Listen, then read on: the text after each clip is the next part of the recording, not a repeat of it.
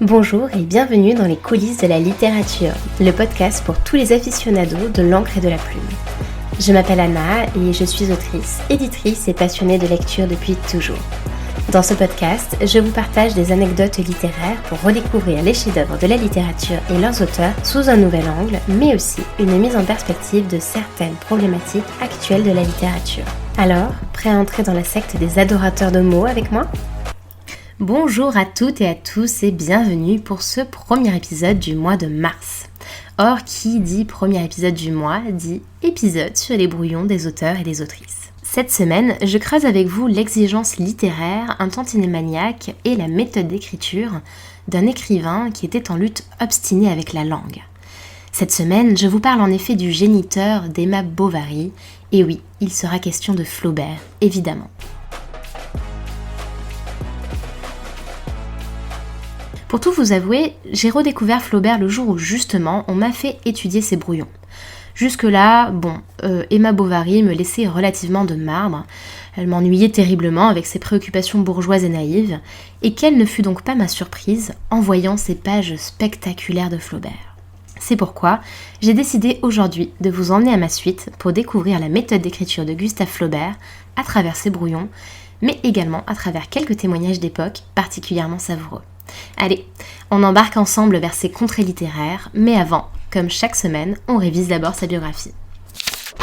Ce cher Gustave Flaubert naît à Rouen, le 12 décembre 1821, d'un père très occupé par ses fonctions de chef chirurgien à l'hôpital de Rouen justement. Ce qui explique qu'une partie de son enfance se soit déroulée de manière assez morne et solitaire au sein de l'appartement de fonction de son père à l'hôpital. Après une scolarité passable, vécue sans trop d'enthousiasme, Flaubert s'installe à Paris en 1841 pour entreprendre, là encore sans trop d'enthousiasme, des études de droit. Jusqu'en 1844, année où il abandonne enfin ses études qu'il déteste, il mène une vie assez bohème, faite d'art et d'écriture, une vie sans doute un peu trop dissolue pour son épilepsie, dont une grave crise entraînera son incapacité pour les études, merci pour lui. Suite à cet abandon, il s'installe non loin de Rouen dans une maison que lui achète son père. Et lorsque ce dernier meurt en 1846, il lui laisse une fortune personnelle qui lui permet, loin des préoccupations matérielles, de s'adonner entièrement et à l'écriture et à une vie d'une grande mondanité. Alors qu'il a fait plusieurs tentatives littéraires jusque-là avec différentes ébauches de l'éducation sentimentale, c'est en 1851 qu'il entreprend, sur les conseils de ses amis, la rédaction de Madame Bovary, qu'il achève en 1856. Il est publié en 1857 et fait, dès sa parution, l'objet d'un procès retentissant pour atteinte aux bonnes mœurs, avant d'être acquitté grâce à ses bonnes relations.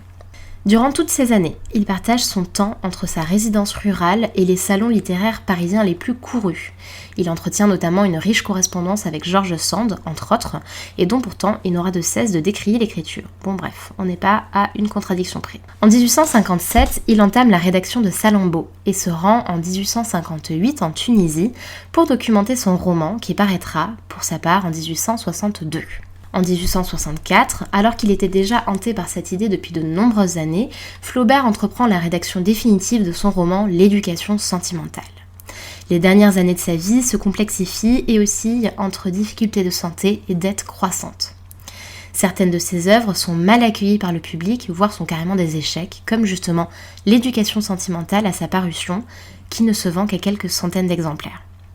Cela ne l'empêche nullement de poursuivre sa vie mondaine à Paris, où il rencontre l'empereur, côtoie encore et toujours George Sand, devient le père spirituel de Maupassant, et j'en passe.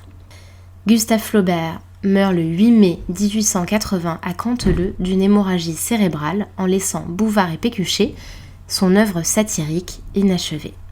Il reste encore aujourd'hui reconnu comme étant le père du courant réaliste, mais également un détracteur des romans feuilletons, puisant plutôt tant pour l'élaboration et la maturation de son œuvre que pour le lecteur dans ce qu'il appelait le roman de la lenteur.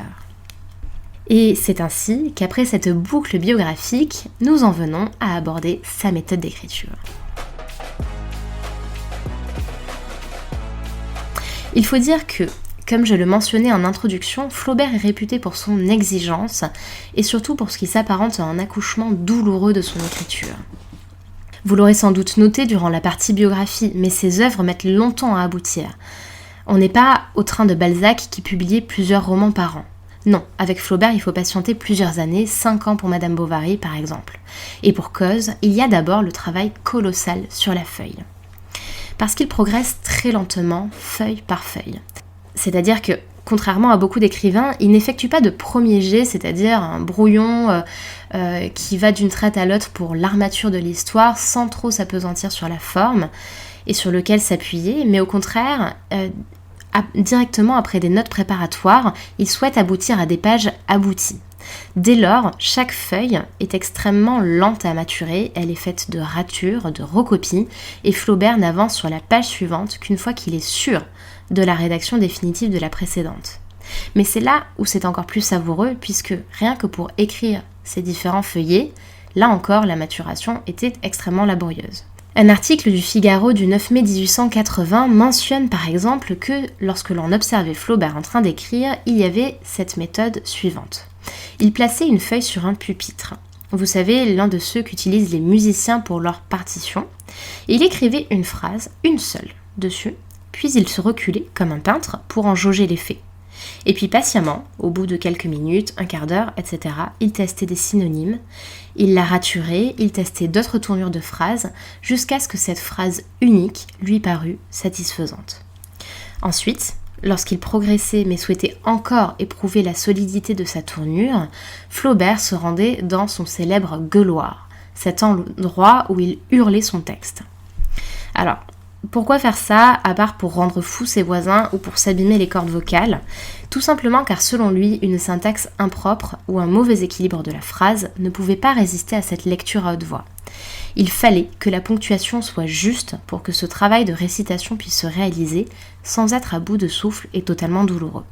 Bon, quant à savoir où se situait son gueuloir, nos indices historiques divergent sur la question. Il aurait été tantôt dans son bureau, tantôt au fond du jardin. La vérité est sans doute entre les deux et dépendait de son bon vouloir ou de la saison. Bref, la prochaine fois que vous aurez fini de rédiger une lettre, un essai ou un texte, n'hésitez pas à tester la méthode d'écriture de Flaubert et à me dire ce que vous en avez pensé. Par contre, criez pas trop fort au risque de vous mettre tout le voisinage à dos. Les dessous de la littérature, c'est tout pour aujourd'hui. On se retrouve la semaine prochaine et surtout, n'oublie pas de t'abonner pour recevoir tous les derniers épisodes. À bientôt!